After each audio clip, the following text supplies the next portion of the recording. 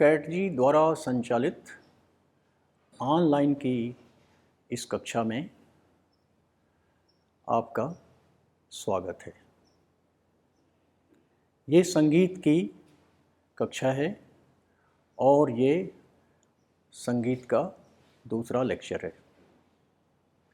बच्चों, आपको हम आज एक बहुत ही इंटरेस्टिंग इंस्ट्रूमेंट के बारे में बताएंगे।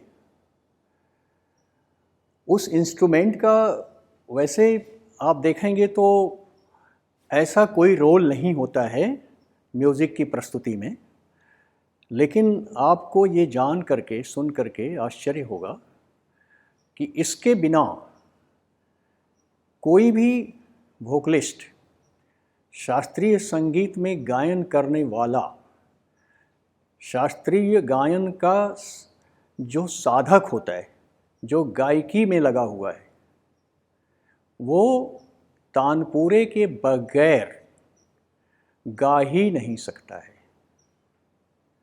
अभ्यास भी अगर करना है, उसको प्रैक्टिस भी करनी है, तो भी उसे तानपुरा चाहिए। मंच पर भी प्रदर्शन करना है तो भी उसे तानपुरा चाहिए। अर्थात वोकलिस्ट के लिए अगर हम ये कहें कि तानपुरा एक अपरिहार्य इंस्ट्रूमेंट है, इंडिस्पेंसेबल इंस्ट्रूमेंट है, तो कोई अतिशयोक्ति नहीं होगी।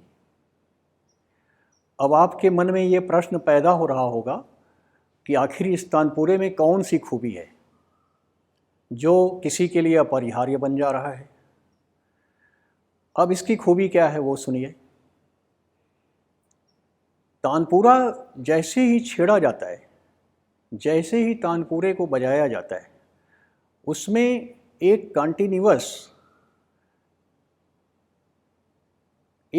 कंटिन्यूअस गुंजार होना शुरू होता है। आपने एक शब्द सुना होगा हिंदी में, भ्रमर गुंजार।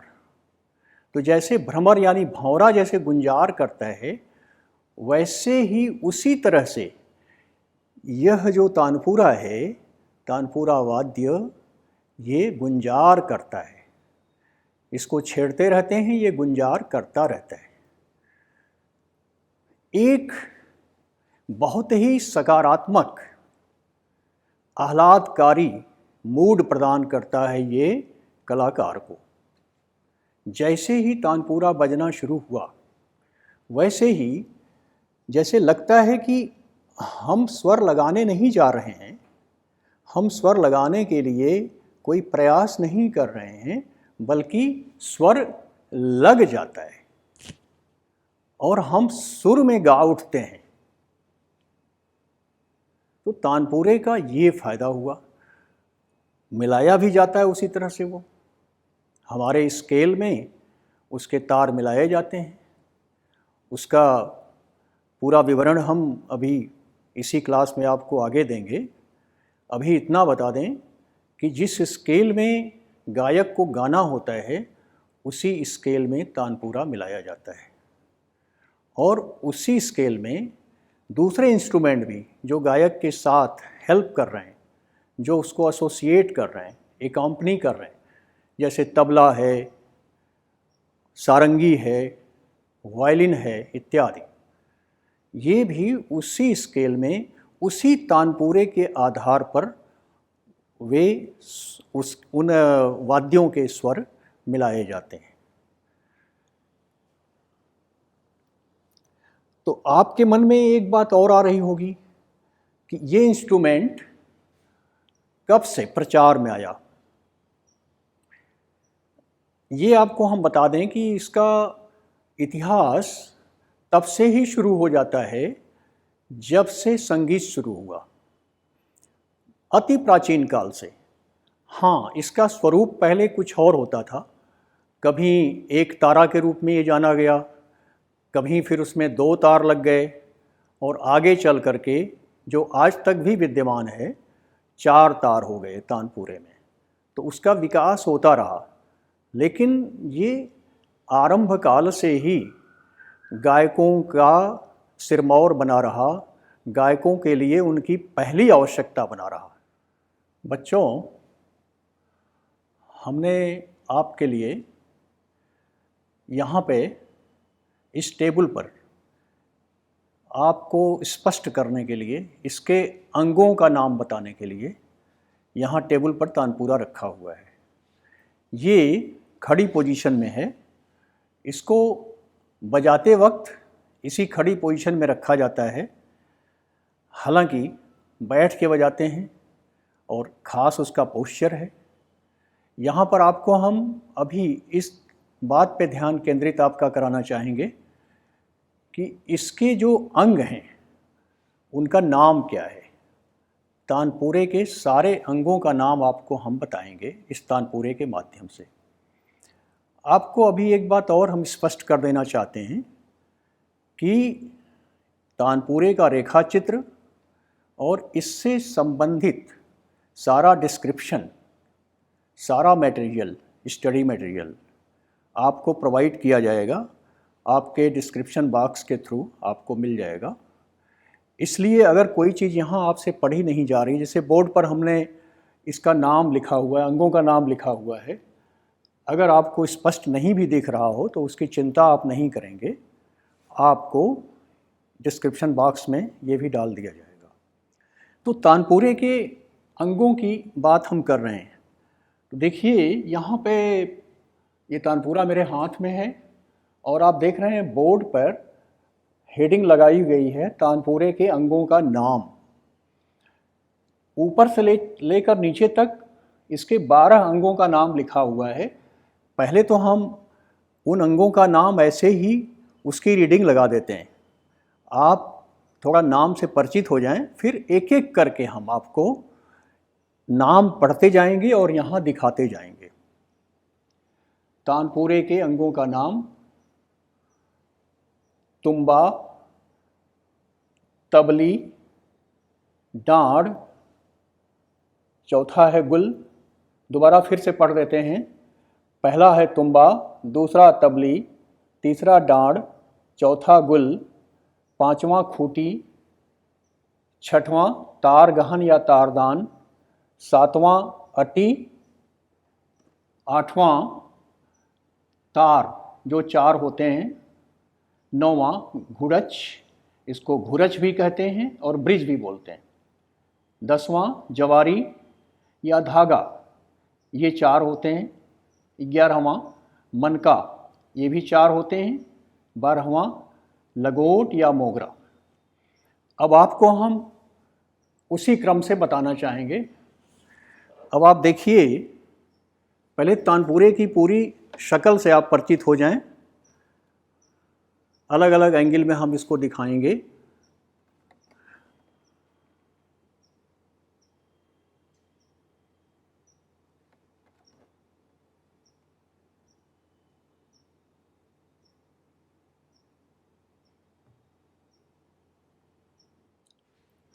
बच्चों, अब तुम तानपूरे की तरफ ध्यान दो। देखो, एक एक पार्ट को हम बताते जाएंगे। ये पहला पार्ट है, यहाँ लिखा हुआ है तुम्बा। तो ये तुम्बा है पूरा बड़ा, यहाँ से यहाँ तक। ये लौकी होती है एक प्रकार की। जंगलों में इसका उत्पादन होता है, वहाँ ये पैदा भी होती है और वहाँ इसको उगाया भी जाता है और इसका प्रोडक्शन भी होता है। तो ये पहला पार्ट हो गया तुम्बा, आपने देख लिया इसको। दूसरा पार्ट है तबली।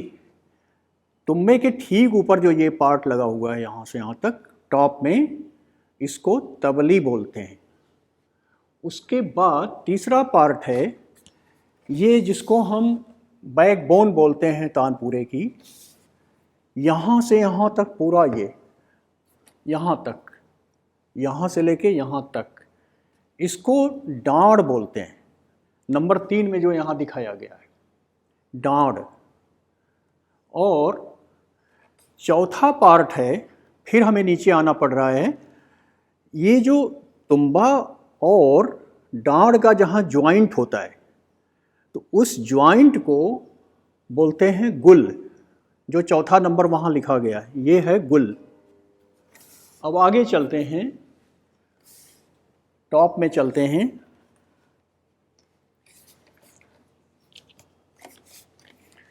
बच्चों देखो, ये नंबर 5 यहाँ लिखा गया है, ये खूंटी है, ये 4 खूंटियाँ हैं, आप देख रहे होंगे। आपके सामने मैं कर देता हूँ, इस व्यू से भी आप देख लीजिए इसको, और दूसरे व्यू से भी देख लीजिए। यहाँ 2 आपको खड़ा दिख रहा होगा, एक सामने आ रहा होगा, तो ये 4 खूंटियाँ हैं।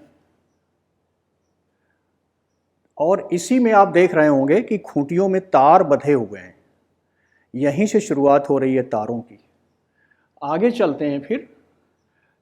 तार गहन या तार दान, जहाँ से ये तार गुजरता है, यहाँ छिद्र होता है, एक प्लेट यहाँ लगी हुई है, ये हाथी दांत की भी होती है और आजकल तो प्लास्टिक का बनने लगा है। तो यहाँ से ये तार गुजरते हैं, चारों तार, तो इसको बोलते हैं तार गहन या तार दान। इसी के बाद एक और प्लेट आप देख रहे होंगे, ये यहाँ से लगी हुई है, इसके ऊपर से तार जा रहे हैं नीचे की तरफ, इसको बोलते हैं अटी। तो 7वां नंबर हो गया अटी। 6वां क्या था? तार गहन या तार दान। अब 8वां है, यहाँ लिखा हुआ है तार। ये 4 होते हैं, ये जो चारों तार हैं तानपुरे के अंग के रूप में, यहाँ इसको मेंशन किया गया। ये 4 तार हैं, आप इसको ऐसे भी देख सकते हैं, आपके फ्रंट व्यू में आ रहा है ये 1 2 3 4। उसके बाद आता है घुड़च, घुड़च या ब्रिज, जहाँ तार नीचे जाके इसके ऊपर से गुजरता है। ये आप प्लेट देख रहे हैं, ये ब्रिज की तरह से यहाँ बनी हुई है, नीचे से थोड़ा सा हाइट ले करके इसको बनाया गया है, इसके ऊपर से चारों तार गुजर रहे हैं। आगे देखिए 10वां नंबर है जवारी, इसको धागा भी बोलते हैं, ये भी 4 होती है, इसको जवारी बोलते हैं। आप देखिए हल्का सा येलो कलर लिए हुए, ये यहाँ लगा हुआ है, 4 धागे हैं, एक्चुअली इसको जवारी बोलते हैं। ये गुंजार को बढ़ाने के लिए, घटाने के लिए, गुंजार को फाइन ट्यून करने के लिए, सही पोजीशन पे लाने के लिए इसका प्रयोग होता है। अब नीचे आते हैं मनका, ये भी 4 होते हैं। मनका देखिए नीचे 4 लगा हुआ है, ये आजकल प्लास्टिक का बन के आ रहा है। इसमें भी आप देखिए कि चारों तार यहाँ से गुजरे हुए हैं। मनका से हम खूंटी के द्वारा तो एक रफ मिला लेते हैं तारों को अप्रॉक्सीमेट, और यहाँ से उसको फाइन ट्यून करते हैं मनका के द्वारा धीरे धीरे। और उसके बाद आखिरी पार्ट है लंगोट या मोगरा। जैसे कहते हैं ना, लंगोट बांधते हैं, पहनने का एक वस्त्र होता है, वैसे इसका एक प्रकार से ये लंगोट है, यहाँ से इसको बांधा गया है। तो जहाँ से बांधने का काम किया गया, एकदम नीचे से शुरू होता है। ये आप देख लीजिए इसको ध्यानपूर्वक, ये मैं आपके सामने इसको कर रहा हूँ, ये लंगोट है, यहाँ ये तार बांधे हुए हैं, यहीं से ऊपर को जाते हैं। तो 12वां पार्ट हो गया लंगोट या मोगरा। मैं दोबारा दोहरा देता हूँ, स्टडी मटेरियल में आपको इसका रेखा चित्र भी दिया जाएगा, ऑलरेडी दिया जा चुका है, और पार्ट का नाम भी वहाँ लिखा रहेगा और सारे विवरण दिए रहेंगे। बच्चों अब आपको हम थोड़ा आगे तानपुरे की जानकारी देना चाहते हैं। एक महत्वपूर्ण जानकारी आपको ये हम देना चाहेंगे कि जो इसके 4 तार होते हैं, इनकी धातु क्या होती है, मेटल क्या होता है। अब देखिए, जो पारंपरिक पद्धति थी और अभी चल भी रही है, प्रायः सामान्य रूप से वही चल रही है, वो आपको पहले हम बता दें। पहला तार ये तांबे का होता है, दूसरे वाले तार और तीसरे वाले तार, जिसको हम जोड़ी का तार बोलते हैं, ये स्टील का होता है, और चौथा तार जो खरच का तार होता है, ये भी तांबे का होता है। अब देखिए नई परंपरा में क्या हो गया है, शुरू के 3 तार स्टील के होते हैं। तो पहला तार आपको बता दें वो पंचम का होता है, दूसरा तार और तीसरा तार जिसको जोड़ी का तार बोलते हैं ये सा होता है, मध्य सप्तक का सा। और चौथा तार खरज का तार इसको बोलते हैं, ये मंद्र सा होता है। बच्चों, अब आपको हम ये बताएंगे कि तानपुरे को सेट कैसे किया जाता है, इसको मिलाया कैसे जाता है। तो देखिए, जैसा कि मैंने आपको शुरू में ही बता दिया था, ये आपके स्केल में मिलाया जाता है, गायक के स्केल में मिलाया जाता है। आप भी गाना गाने बैठोगे तो आप भी अपने स्केल में इसको मिलाओगे। तो करते क्या है, कहाँ से शुरू करते हैं। ये जो जोड़ी का तार है जिसको मध्य सप्तक का सा बोलते हैं, इसको हम पहले सा में मिलाते हैं। सा में मिलाने के लिए एक आम प्रचलन है, हम लोग हारमोनियम का सहारा लेते हैं। हमारा जो भी स्केल है हारमोनियम में बजाया जाता है उसको, और उसी में ये जोड़ी का तार मिलाते हैं। तो जोड़ी का तार जब मिल जाता है तब उसके बाद हम फिर पंचम का तार मिलाते हैं। जो पहला तार है उसको मिलाते हैं। ये आवाज़ आप सुन रहे होंगे, ये तानपुरा अप्रॉक्सीमेटली मिलाया गया है। वैसे इस पर भी वेदर का असर पड़ता है, थोड़ा प्लस माइनस होता रहता है, लेकिन ये लगभग ठीक है मिला हुआ, आपको समझ में आ रहा होगा। देखिए, यहाँ बीच में ये सा बोल रहा है, मध्य सप्तक का सा, और ये पंचम बोल रहा है, मंद्र सप्तक का पंचम। और ये जो अंतिम तार है ये खरज का तार बोलते हैं, यानी मंद्र सप्तक का सा। ध्यान से सुनिए। अब मिलाने में हम सहारा किन किन बिंदुओं का लेते हैं, कैसे हम इसको मिलाते हैं। मिलाने के लिए आखिर हमारे पास कुछ आश्रय होना चाहिए ना, कहाँ टाइट करना है, कहाँ स्वर को चढ़ाना है, कहाँ उतारना है। तो उसमें हम क्या करते हैं कि जब हम शुरू में तानपुरा लेते हैं हाथ में, तो किसी भी तार को हम अप्रॉक्सीमेट मिला लेते हैं, देख लेते हैं कि लगभग ये सही है। और वो काम हम खूंटी के द्वारा करते हैं। खूंटी को जो ऊपर में एकदम मैंने आपको बताया था, ये आप देख लीजिए। तो किसी भी तार को मिलाने के लिए हम पहले खूंटी से मिला लेते हैं। जोड़ी के तार से शुरू किया, जैसा मैंने आपको पहले बताया, फिर पंचम का मिलाते हैं, फिर खरज का मिला लेते हैं। तो ये खूंटी से मिलाते हैं। ये हमारा अप्रॉक्सीमेट, हमारे सारे स्वर चारों तार मिल जाते हैं। अब उसके बाद हम सुन करके देखते हैं कि कहाँ उतरा चढ़ा, क्या क्या पोजीशन है। तो उसको हम मनका के द्वारा फिर सही करते हैं। उसमें अगर उतरा हुआ है तो उसको थोड़ा मनका को नीचे करेंगे, टाइट करेंगे। चढ़ा हुआ है तो मनका को थोड़ा ढीला करेंगे, ऊपर करेंगे। इसी तरह से मनके के द्वारा हम चारों तारों को सही कर लेते हैं, फाइन ट्यून कर लेते हैं। उसके बाद भी कभी कभी क्या होता है, हमें लगता है जब हम छेड़ते हैं इसको, तब लगता है कि कहीं इतना मामूली कुछ बारीक अंतर है जो कि मनके से भी ठीक नहीं हो पाया।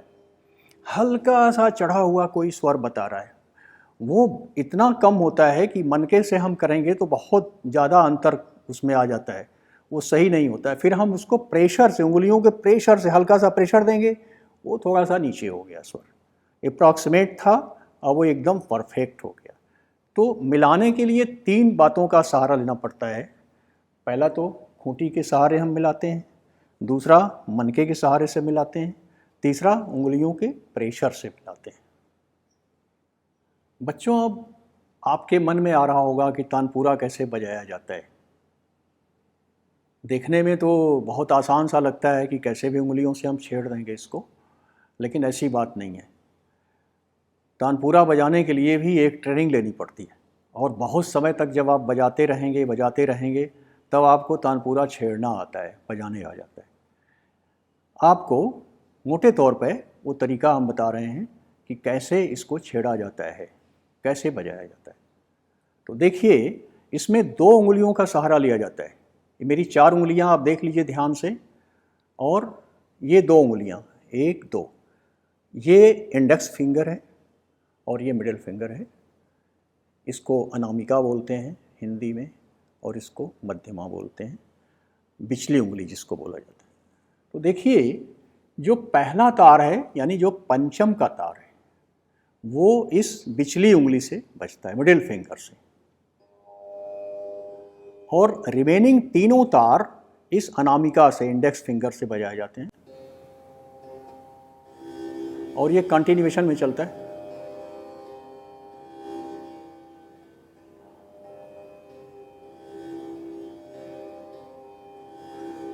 ये चलता रहेगा, आप सामने से भी देख सकते हैं इसको।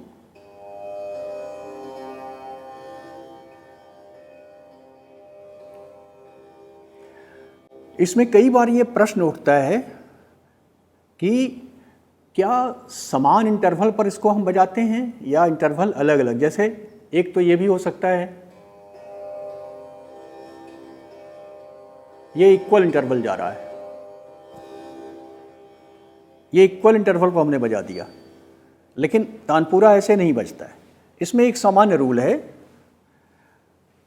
पहला जो है अगर आप इसको अनुपात पूछेंगे टाइमिंग का तो ये 2 1 1 फिर 2। आप मात्रा से परिचित होंगे, आपने म्यूज़िक का क्लास 1 साल किया है, आप जानते होंगे मात्रा क्या होती है, 1 2 3 4 जो हम किसी भी ताल में गिनते हैं। तो उस तरह से अगर आप यहाँ काउंटिंग करेंगे तो यहाँ से यहाँ तक अगर 6 मात्रा में आप इन चारों को बैठाना चाहें तो पहला तार 2 मात्रा के बराबर बजेगा। जैसे देखिए 1 2 3 4 5 6, 1 2 3 4 5 6। पंचम पर देखिए 2 मात्रा हम रुक रहे हैं, और जो जोड़ी के तार हैं सा वाले उन पर 1 1 मात्रा रुक रहे हैं, और फिर जो खरच का तार है वहाँ भी हम 2 मात्रा रुक रहे हैं। आप दोबारा इसको ध्यान से देखें, 1 2 3 4 5 6, 1 2 3 4 5 6। अब इसमें क्या होता है, कभी कभी होता है कि थोड़ा धीरे धीरे बजाइए, थोड़ा और चैन से बजाइए, तब उसमें क्या होता है, कुछ विशेष नहीं करना होता है, यही जो ड्यूरेशन है इसको बढ़ा दिया जाता है। जैसे अभी देखिए, अब यहाँ हम बढ़ाने जा रहे हैं, इसको हमने बढ़ा दिया, 1 2 3 कर दिया उसी, लेकिन रेशियो हम लगभग वही रखेंगे। अगर हमने इसको 3 किया तो इसको 1.5 1.5 फिर इसको 3। जिस रेशियो में आप एक तार को बढ़ाएंगे उस रेशियो में सारे तारों का ड्यूरेशन बढ़ता चला जाएगा। और अगर तेज बजाना है तो उसको आप उस तरह घटा भी सकते हैं रेशियो। लेकिन क्या रहेगा, अगर हम तार नंबर 1 2 3 4 को आपके सामने रखें तो रेशियो क्या रहेगा, हमेशा जो मेंटेन रहता है, प्रायः मेंटेन रहता है, एक थंब रूल है उसका। ऐसा बंधन बहुत नहीं है, आप फ्लेक्सिबिलिटी भी कर सकते हो, लेकिन एक थंब रूल उसका बना हुआ है। तो रेशियो दोबारा आप सुन लें, नोट कर लें, स्टडी मटेरियल में दिया जाएगा, फिर भी अभी यहाँ समझ लें। यहाँ 2 पहले तार पे, 1 1 2, ये रेशियो हमेशा रहेगा टाइमिंग का। बच्चों, ये ज़माना इलेक्ट्रॉनिक एज इस नाम से भी जाना जाता है। अब मैं आपको ये बताना चाहूँगा कि तानपुरे के साथ उसका रिलेशन कहाँ से आ गया। असल में होता क्या है कि आवश्यकता आविष्कार की जननी है। अब जब भी हमें स्टेज पे कहीं प्रोग्राम करना है, बाहर जाना है, कहीं दूर जाना है, तो ये तानपुरा लेके हमें जाना, और इतना ये संवेदनशील होता है, सेंसिटिव होता है कि थोड़ा सा भी कहीं टच हुआ तो क्रैक होने का खतरा। बहुत बचा बचा के इसको लेके चलना पड़ता है। वो एक अलग चैलेंज हो जाता है किसी के लिए भी। तो करते करते क्या हुआ कि लोगों ने सोचना शुरू किया कि अब इसका क्या सलूशन हो सकता है, इसका भी कोई सब्स्टिट्यूट हो सकता है क्या। तो एक तो ढोने की समस्या, कैरी करने की समस्या, बचा बचा के रखने की समस्या, दूसरा एक और इसके साथ होता है। वो पॉइंट आपको ज़रूर हम शेयर करना चाहेंगे आपके जनरल अवेयरनेस के लिए, कि जिस समय आप तानपुरा मिलाते हैं तो उसमें मिलाने में स्वरों के संवाद होते हैं। तो उस संवाद के आधार पे तारों को आप मिलाते हैं। उसमें बहुत टाइम लगता है और वो डिपेंड करता है आपकी श्रवण शक्ति कैसी है, क्योंकि वो सुन करके ही पता लगता है कि तार में आपस में क्या संवाद हो रहा है और कहाँ करेक्ट है, कहाँ करेक्ट नहीं हुआ। तो इतना माइन्यूट उसमें अंतर होता है कि उसको मिलाने में बहुत समय लगता है। आपको हम बड़ी इंटरेस्टिंग बात एक बता दें, अभी बड़े बड़े कलाकारों को मैंने देखा, किसी का नाम उल्लेख करने की यहाँ ज़रूरत नहीं है, बड़े बड़े कलाकारों को वो अपने ग्रीन रूम में स्टेज पर जाने के पहले तानपुरा मिलाते हैं, आधा आधा घंटे तक तानपुरा मिलाते हैं वो। अब आप इससे समझ सकते हैं कि तानपुरे को फाइन ट्यून करने में, एग्जैक्ट मिलाने में, 0-0 मिलाने में कितना समय लगता है, कितना समय साध्य होता है ये तानपुरा मिलाना। लेकिन उसकी कुछ ऐसी खूबियां हैं कि लोग उसको छोड़ भी नहीं पाते हैं, जैसा कि मैंने पहले ही आपको बता दिया उसकी क्या वैल्यू है। तो लेकिन अब सिंप्लीफाई करने के लिए लोगों ने सोचना शुरू किया। कहते हैं ना, आवश्यकता आविष्कार की जननी है। तो ये ध्यान में रखते हुए कि कुछ इसको सिंपल किया जाए, कुछ आराम से कुछ किया जाए, कुछ ऐसा इसका सब्स्टिट्यूट ढूंढा जाए कि इतना ढूंढना न पड़े, इतना टाइम हमारा न लगे मिलाने में। तो उसको लेकर के इलेक्ट्रॉनिक तानपुरा का ईजाद हुआ। अब आजकल इलेक्ट्रॉनिक तानपुरे का प्रचलन हो गया है। हालांकि जो परंपरा वाले गायक हैं, परंपरावादी, वो तो बिना मैनुअल तानपुरे के गाते ही नहीं हैं। बहुत मजबूरी हो गई तब फिर वे इलेक्ट्रॉनिक तानपुरा पर डिपेंड करते हैं। लेकिन एक सुविधा मिल गई है और बच्चों के लिए ख़ास तौर से मैं आपको ये बताना चाहूँगा कि आपके लिए संभव नहीं है कि आप मैनुअल तानपुरा ख़रीदें फिर लेकर के उसको मिलाएं, वो कठिन काम है। तो आपके लिए भी मैं यही रिकमेंड कर रहा हूँ कि आप इलेक्ट्रॉनिक तानपुरा का इस्तेमाल करें। और उससे भी आसान एक और तरीका आपको हम बता रहे हैं कि अपने मोबाइल में भी आप उस तानपुरे को वहाँ तलाश कर सकते हैं, बड़े आराम से मिल जाएगा। अपने स्केल के हिसाब से आप गूगल में जाएंगे, यूट्यूब पे जाएंगे, उसके बहुत तरीके हैं, वो आप खुद आराम से उसको तलाश कर लेंगे, कोई दिक्कत नहीं होती है। तो आप अपने मोबाइल से भी उसी इलेक्ट्रॉनिक तानपुरे की आवाज़ को, रादर कह लीजिए कि जो मैनुअल तानपुरे की आवाज़ है लगभग वो वहाँ मिल जाती है। अपने स्केल से आप उसको देख करके उसमें अपनी प्रैक्टिस कर सकते हैं। और मैं दोबारा याद दिलाऊं, इसके पहले वाले क्लास में मैंने कहा कि संगीत का लाभ तभी मिलेगा आपको जब आप नियमित प्रैक्टिस करेंगे, और उस नियमित प्रैक्टिस के लिए आप तानपुरे का इस्तेमाल ज़रूर करें। ये आपसे हम बार बार कहना चाहेंगे। अब इसमें चूँकि आपके सिलेबस से ये जुड़ा हुआ है और पिछले साल ही सिलेबस में आया हुआ है, तो आपको ये जानना भी ज़रूरी है इम्तहान की दृष्टि से इस पर क्वेश्चन कैसा आ सकता है।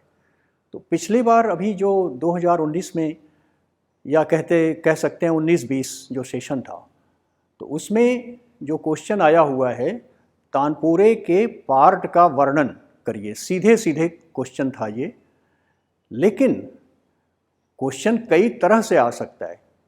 तानपुरे के पार्ट का नाम बताते हुए मिलाने की विधि बताइए, या तो ये तो 6 नंबर का क्वेश्चन इसमें आ चुका है, पूरा फुल क्वेश्चन है, इसलिए इसको आप बहुत गंभीरता से जितना आपको पढ़ाया गया पूरा पढ़िएगा और रेखा चित्र इसमें ज़रूर बनाइएगा।